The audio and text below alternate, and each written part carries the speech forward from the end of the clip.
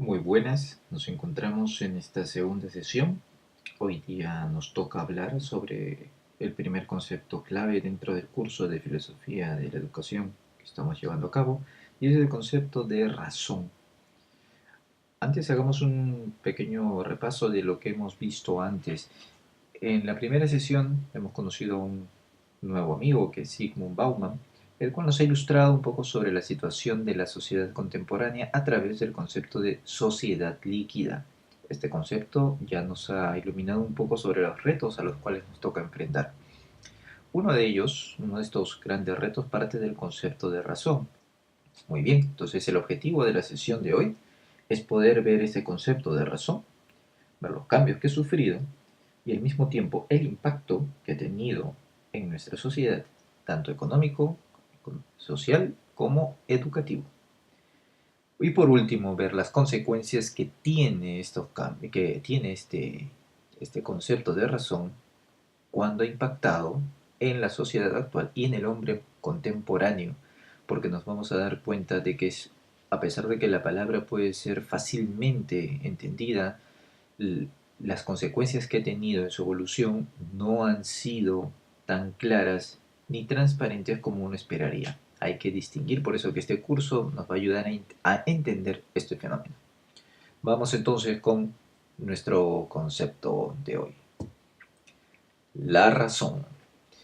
Bien, hablar de razón, que algo es razonable o no, nos lleva a pensar también en ¿qué cosa es razón? La razón como una capacidad que distingue al hombre por sobre los animales es tal vez la definición más asequible que uno tiene. ¿Qué es lo que distingue al hombre? La capacidad de razonar, entre otras categorías filosóficas. Pero la que más nos atañe es que este concepto, esta capacidad del hombre de poder relacionarse con su realidad, de poder comprenderla, es un concepto que ha tenido no solamente una raíz biológica, sino también una raíz cultural. Entonces, este concepto, a partir de estas concepciones, es lo que vamos a ver hoy día. Bueno, dejemos un poco la antigüedad, pasemos a lo que más nos ha influenciado en nuestra actualidad, como pensar, la reflexión, la capacidad de razonar, de darnos cuenta de la realidad interna y externa de las cosas es lo que distingue siempre la razón. Pero antes que una capacidad de reflexión es también un ejercicio sobre la realidad. Y así, la mayor traducción que se puede hacer de este concepto es hablar de la ilustración. El que, digamos, lo que produjo el mayor cambio dentro de este concepto, en lo que ha afectado nuestros días. La Ilustración es un movimiento intelectual que surge a finales del siglo XVII y que adquiere fuerza hacia el siglo XVIII. Obviamente en este siglo, también se le denomina siglo de las luces, es donde este concepto sufrió su mayor desarrollo. Desarrollo en cuanto al impacto que tiene sobre la realidad a partir del hombre como centro. Este fenómeno cultural se extiende de la Ilustración, se extiende por Inglaterra, Francia y Alemania, es un fenómeno europeo. Lo curioso es que este fenómeno fue lo que ha permitido grandes cambios, no solamente científicos, sino también políticos y culturales, y sociales, perdón. Entonces vamos a entender cómo es lo que sucedió. Para empezar, la Ilustración tiene algunas características. Eh, Este movimiento tuvo bastante fe en la experimentación como forma de conocer el mundo. Aquí nos vamos a dar cuenta que la mirada que tiene la Ilustración sobre la razón es como aquella capacidad que mediante la ciencia va a permitir el conocimiento del mundo. Es decir, el ejercicio de la razón no es una simple capacidad, sino que tiene que tener un propio método. Y este es el método científico. Al mismo tiempo, la Ilustración hizo una crítica de todo lo anterior, y una crítica muchas veces muy sesgada, donde crearon las famosas leyendas negras sobre la Edad Media, y dado que contemplaron como que la Edad Media fue una época oscura, lo cual no es cierto. Entonces, si bien obviamente hubo bastantes extremos en cuanto al control del conocimiento, no fue pues todo lo que la ilustración quiso proponer, ¿no? Como si hubiera sido una edad primitiva, así, y recién con la ilustración el hombre vio la luz. No fue así.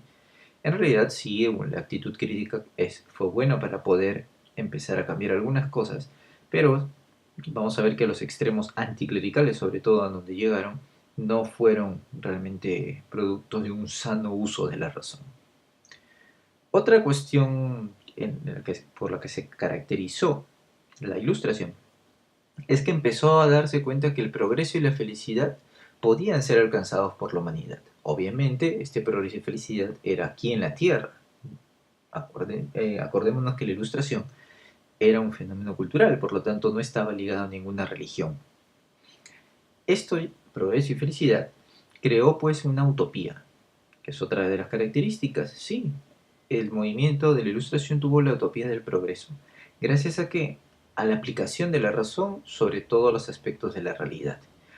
Esto obviamente a través de la ciencia. Y se entiende por qué, porque la razón, como tal, tenía que ser ejercitada con libertad y a toda la potencia que se pueda hacer para que el progreso sea posible. Es decir, un progreso que ya no dependía tanto de un poder divino, sino del mismo poder del hombre a través del ejercicio de su razón. Por último, la ilustración, aunque fue un movimiento cultural, en primer orden, también buscaba reformas políticas y sociales porque empezó a reflexionar acerca del estado del hombre y de su razón y de su propio ejercicio, que implicaba libertad, implicaba algunos derechos y obviamente limitar el poder del rey hasta cierto punto, ¿no? Para evitar la explotación.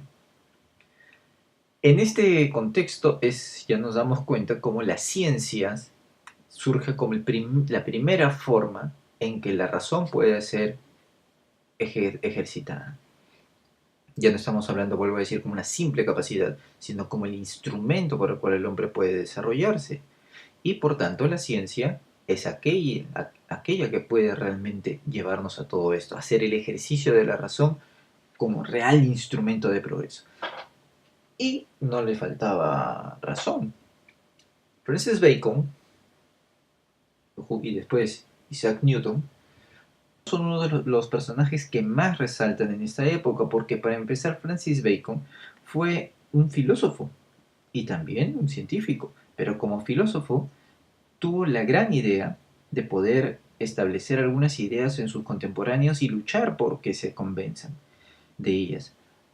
Una de las ideas que tenía Francis Bacon, que muere en 1626, es que que tenía que crearse un método que pueda reconstruir a todas las ciencias, que elimine la especulación y por tanto la superstición, y que se base más en la experiencia y en la observación. Es un método experimentable, por lo tanto empírico.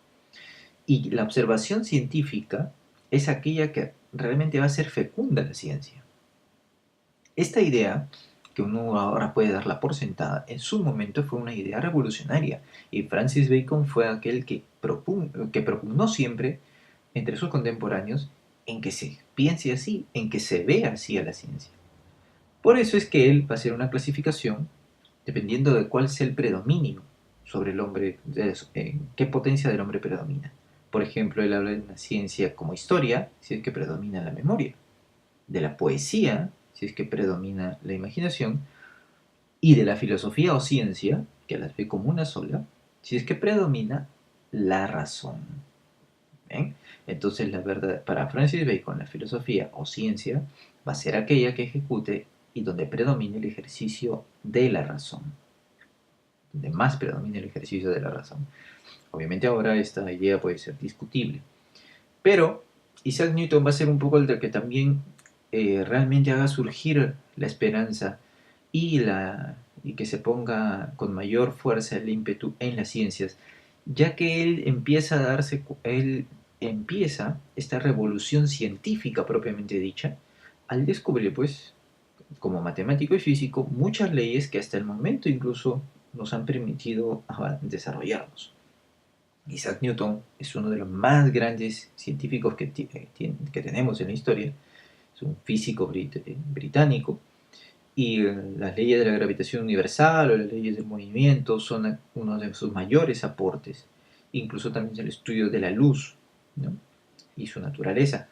Eh, Resolvió un gran problema acerca del uso de del telescopio, ¿no? Entonces estamos hablando ante un hombre que realmente hizo lucir la realidad. Pero fíjese a qué punto él, como científico, empezó a descubrir los secretos que escondía la naturaleza, secretos que no estaban ni en un libro sagrado ni en reflexiones teológicas. Estaban visibles, solamente que a través de un razonamiento distinto, en este caso científico, matemático, pudo darse cuenta de estas leyes y las hizo universales. Entonces nos damos cuenta cómo el ejercicio de la razón en Isaac Newton representaba este punto válido para todos, ¿no? La razón que todos compartimos es aquella que nos puede permitir a todos empezar a dominar la realidad. Entonces, estos dos grandes científicos, entre otros, pero ellos dos sobresalen, son aquellos que ponen a la ilustración como realmente un movimiento válido. ¿Qué pasa después? Que obviamente este movimiento cultural, que ya hemos visto ocurre en varios países de Europa, luego tomará formas drásticas de cambio, por ejemplo en Francia. Entonces la Revolución Francesa debe, por no decir casi todo, todo su actual y todo su impacto a la Ilustración. Entonces podemos ver pues que a Diderot, a Rousseau,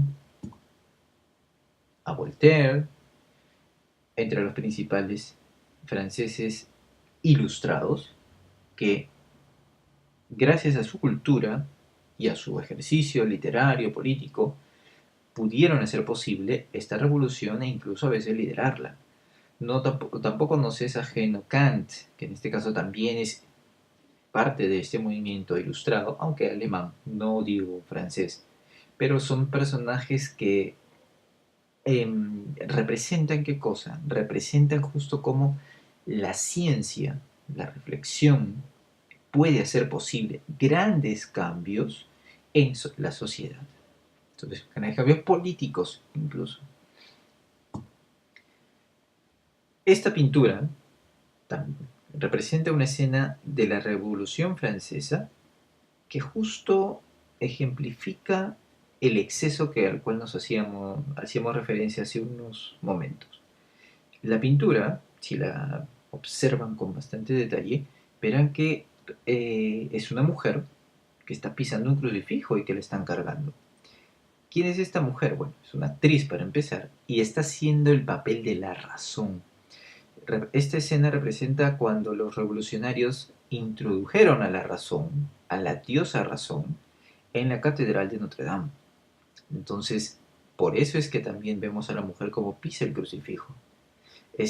La Revolución Francesa obviamente rechazó completamente a la Iglesia Católica, pero nos damos cuenta del exceso que representa, ¿no? O sea, es decir, esta confianza en la razón fue representada así de una forma así dramática, al punto que uno puede decir que realmente el exceso de confianza en este caso y de odio contra la religión llegó a estos extremos, ¿no? Es un ejercicio de la razón extremo en este caso, ¿no? Bien, pasa el tiempo y obviamente el desarrollo científico va a llegar a la revolución industrial. Entonces la revolución industrial, como fruto de todo este desarrollo de las ciencias, no está exento de lo que a nosotros nos interesa. ¿Por qué?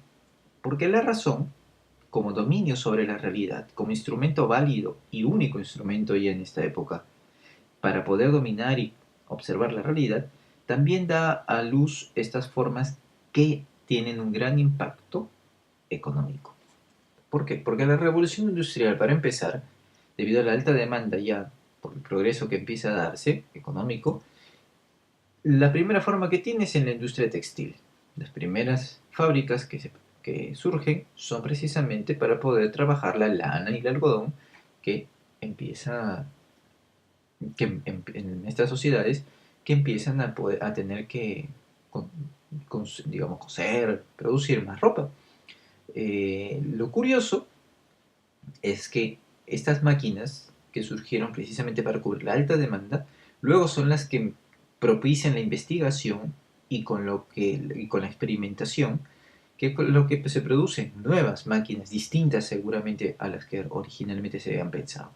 La industria textil, que fue la primera en crecer, también es acompañada por el invento del ferrocarril, pero aquí estamos hablando obviamente del uso del vapor. Entonces, con el ferrocarril y la experimentación con el vapor, también se da a luz con el barco a vapor. Aquí lo curioso es que estamos ante dos máquinas, dos grandes máquinas, que representan el triunfo del hombre sobre la naturaleza. Para empezar, para poder transportarse y transportar cosas, aparte de personas, a grandes distancias y en grandes cantidades, y al mismo tiempo, en el caso del barco a vapor, el hombre que puede emprender grandes viajes sin depender de la naturaleza, en este caso del viento. Entonces, son máquinas que representan justo este anhelo del hombre del ejercicio de la razón por controlar la naturaleza. Un anhelo positivo que dio grandes frutos, obviamente, en el desarrollo social. Pero también este desarrollo, nos vamos a dar cuenta que aterriza en el surgimiento de la escuela pública. Aquí hay que hacer una pequeña parada para poder entender cómo es que tiene que ver la industria textil, el ferrocarril, el barco a vapor con la escuela pública. Muy bien. Acuérdense que estamos hablando de grandes ideales humanitarios que buscan que la razón no solamente domine cada aspecto de la sociedad, sino que lleven al progreso. Muy bien. Hasta allí se entiende que todo esto luego dio a luz en bastantes derechos, y entre estos derechos empezó a buscarse pues que el derecho a la educación sea para todos. Estamos ya en una sociedad laica, una sociedad que ya empieza a ser más severa la separación entre iglesia y Estado. Y entonces esta sociedad laica, estos gobiernos laicos, empiezan a preocuparse para que la educación ya no dependa de manos de la iglesia, sino que sea laica, una educación para el pueblo, sin importar su religión. La escuela pública, en ese sentido, surge como este anhelo de los estados en brindar esta educación para que todos podamos razonar, todos los ciudadanos puedan hacer ejercicio de su razón en el con mayores conocimientos y pueda así llegarse al progreso. Lo curioso es que la escuela pública surge en un ambiente industrializado. ¿Cómo es esto? Estamos hablando, ojo, de la escuela tal como uno lo puede entender ahora, la escuela para todos, que es pagada por el Estado, etc. Estamos hablando que los principales afectados por la revolución industrial, sobre todo en las fábricas textiles, eran los niños, ¿sí? Si bien este desarrollo científico y también tecnológico empezó a ser beneficioso para todos, las víctimas realmente fueron, las primeras víctimas fueron los niños. ¿Por qué? Porque las fábricas empezaron a utilizarlo como mano de obra barata. ¿Y esto qué empezó a significar? A que los adultos ya no sean empleados. Tres niños se les podía pagar la mitad de lo que ganaba lo que se hubiera podido pagar a un adulto.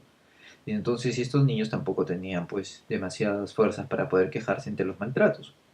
Entonces esto hizo que los adultos estuvieran desempleados. Y los adultos desempleados, ¿qué representaban? Representaban borrachos y ladrones. Por lo tanto, desorden social. Cuando las fábricas alrededor de las fábricas empezaron a producirse estos sucesos, el Estado ya tuvo que poner manos fuerte. Y por eso es que entre las muchas iniciativas se juntaron el orden social, el orden económico y surgió así la escuela pública. Para entenderlo, algo muy sencillo. Empezaron a obligarse a los niños a ir a la escuela para que así no estén ocupando puestos de trabajo donde debería haber habido hombres. De esta forma, los niños, sobre todo los niños proletarios, es decir, los niños pobres, que en sus casas los obligaban a trabajar, ahora por ley ya no podían trabajar, tenían que ir a la escuela. Y esto hizo entonces que en las fábricas tuvieran que contratar sí o sí hombres adultos, porque era ilegal que hubiera niños trabajando. Y así la escuela pública empezó a ser una exigencia, no solamente, digamos, como derecho, sino también el mismo Estado exigía que los padres envíen a sus hijos al colegio. Bien, entonces ya nos damos cuenta de este impacto. Obviamente eran niños que eran educados también bajo esta mirada, ¿no? De la ilustración, de decir, la cultura y la educación va a hacer que el hombre pueda ejercer mejor su razón y nos lleve al progreso. Pero, hasta este momento todo esto suena bien, pero la razón tuvo también sus momentos de caída. Esta visión de la razón. ¿Cuándo empieza la decaída o decadencia de la razón? Mm, bueno, hay dos grandes sucesos que son los que causan esta, esta. Son dos grandes sucesos los que causan la decadencia de la razón y la evidencia. Acordémonos que estamos hablando de una razón que es vista como el instrumento para el progreso. Y estos dos sucesos revelan progreso, pero no revelan un progreso. Acuérdense que el progreso puede ser para bien o para mal, es una palabra neutra. Y vamos a ver en las imágenes a continuación qué tipo de progreso estamos hablando y qué sucesos son los que llevaron a esta caída de la razón. El primero, la Primera Guerra Mundial. Primer suceso. El segundo suceso, adivinarán, es la Segunda Guerra Mundial. Y las imágenes son reveladoras porque podemos darnos cuenta que revelan un progreso técnico. Es la razón que con su inventiva, que nos ha llevado desde las fábricas, fíjense, hasta las armas. Y fíjense también en lo que están vistiendo estos soldados. Los soldados están vistiendo máscaras. ¿Por qué? Porque es un progreso técnico que ha fabricado armas, ha dado a luz armas. Esta metralleta y el gas mostaza, que fueron las que más impactaron al hombre europeo, porque este hombre europeo estaba habituado hasta este momento, antes de la Primera Guerra Mundial, a luchar con códigos de honor, con un orden muy distinto, al pelear a caballo, bueno, obviamente había armas, pero no metralletas, espadas sobre todo. En cambio, la Primera Guerra Mundial fue una guerra de trinchera, es decir, de cavar, avanzar, cavar, avanzar, cavar. Y las luchas, aparte del progreso técnico, también el gas fue algo muy, muy, muy fuerte para el hombre, para el soldado. ¿Por qué? Porque era un gas que quemaba apenas te tocaba. Y era un arma casi invisible, o sea, solamente tenías que respirarlo para que ya empiece a hacer estragos en tu cuerpo. Entonces estamos viendo que es un progreso que destruye al hombre. Y esta misma idea, fíjense, desarrollo científico, la razón como instrumento para poder dominar la realidad, toma su peor forma en la Segunda Guerra Mundial, cuando el hombre controla el átomo, ese elemento tan minúsculo, tan pequeño, pero tan poderoso, que puede detener una guerra. Pero al costo que ya sabemos. Estos dos sucesos son los que llevan pues a la decadencia de la razón, en el sentido que el hombre que veía con esperanza el ejercicio de la misma, se da cuenta que puede ser también para destruir masivamente. Es después de la Segunda Guerra Mundial, entramos pues a un concepto que es sumamente interesante, que es el de la posmodernidad. Interesante y dramático. Dramático en lo que nos atañe a nosotros por el concepto de razón. La clase anterior nos dimos cuenta de, justo con el artículo del padre César, cuando hablaba del el profesor, que era también el maestro el maestro filósofo. Y hablábamos del concepto de verdad, reflexionábamos acerca del concepto de verdad. La posmodernidad justamente revela que este espíritu, esta confianza en la verdad se destruye. ¿Por qué? Porque los temas clave dentro de la posmodernidad nos van a revelar esta pérdida ya de confianza en lo que antes se tenía. La confianza desaparece y vamos a ver en qué entonces nos tenemos que fiar. Bien, la posmodernidad como concepto actual siempre se refiere obviamente, aunque puede parecer un poco tonto decir ya, a lo que sigue a la modernidad. Ya, la modernidad se caracterizó por todo lo que hemos visto en la confianza en la razón. Ya con las guerras se destruye la confianza ¿Qué queda? La posmodernidad. Y esa posmodernidad se caracteriza por una caída, para empezar, de los metarrelatos. Los metarrelatos o grandes relatos son los que se conoce a estas doctrinas que en varias épocas empezaron a llevar esperanza al hombre, prometiendo algo mejor. Está pues el cristianismo, está el iluminismo, que es la ilustración, el marxismo y el capitalismo. ¿Qué pasó con el hombre? El hombre ya no cree en estos relatos, porque se ha dado cuenta que más que no cumplir la promesa, al final se produce todo lo contrario. Guerras, luchas, muerte. Entonces se caen los metarrelatos, no se cree en ellos. La globalización, que es un concepto muy cercano a nosotros, aparece como paradigma social y económico de la posmodernidad. ¿En qué sentido? En que, bueno, la globalización es todos juntos. Ya se rompen los límites, sobre todo gracias al desarrollo técnico, tecnológico, y es el marco de referencia para cualquier actuación política y social. Digamos, el mundo globalizado. ¿No? Ya no hay fronteras claramente definidas. Incluso pensemos ahora en las revoluciones que se hacen a través de Facebook. ¿No? Entonces, estamos en este marco en el cual uno funciona. Y es un marco posmoderno. Otro tema clave de la posmodernidad, y en lo que nos atañe a nuestro tema, es que ya no hay verdades absolutas. Obviamente la pérdida de confianza ha llevado a que el hombre posmoderno ya no se interese por buscar la verdad o una verdad para todos, ¿no?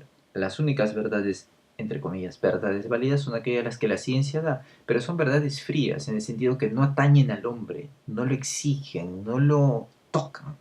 Son verdades que simplemente van a ser utilizadas. Todo aquí es utilizado en la posmodernidad, porque también estamos hablando de que esta globalización es una sociedad de consumo. Y en este proceso, en este marco de consumo, obviamente está el sujeto ciudadano como centro.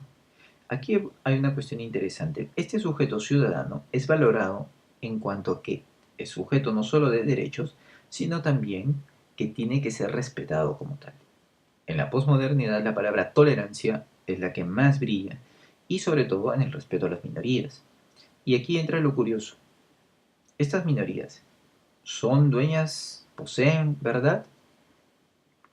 La posmodernidad dirá, poseen su propia verdad, poseen un propio discurso.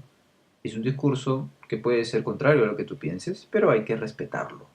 Y mientras más minoría es, más hay que respetarlo. ¿Bien? Entonces, dado que no hay verdades, cualquier afirmación tiene que ser respetada por igual de validez una frente a otra, aunque se contradigan. Esta es la situación actual de la posmodernidad.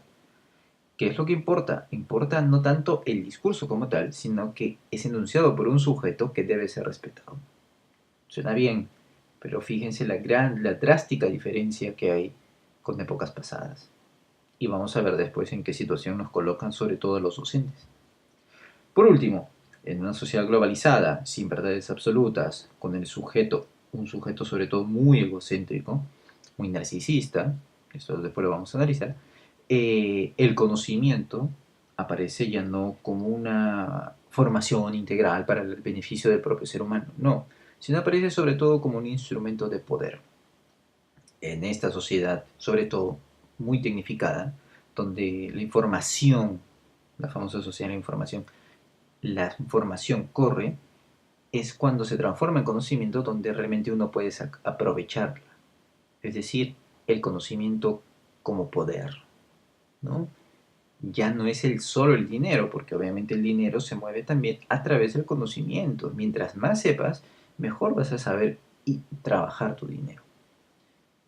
Y otras cosas. En este sentido, la posmodernidad es una pérdida total, ya hemos visto, de confianza del hombre frente a la razón. Y es una razón que simplemente es una razón utilitaria. Utilitaria sobre todo en la medida en que una sociedad sea más tecnificada. A más tecnología, mayor capacidad de poder trabajar la información, hacer reconocimiento y poder tener mayor poder. Pero la verdad absoluta no es un tema que nos atañe. Entonces tenemos que, mientras nos respetemos como ciudadanos, podemos vivir todos en paz. Este es el discurso de la posmodernidad. y ya estamos intuyendo en qué situaciones muy riesgosas nos puede colocar. Bien, sigamos entonces ahora con nuestros videos que nos van a ayudar a profundizar algunos aspectos educativos.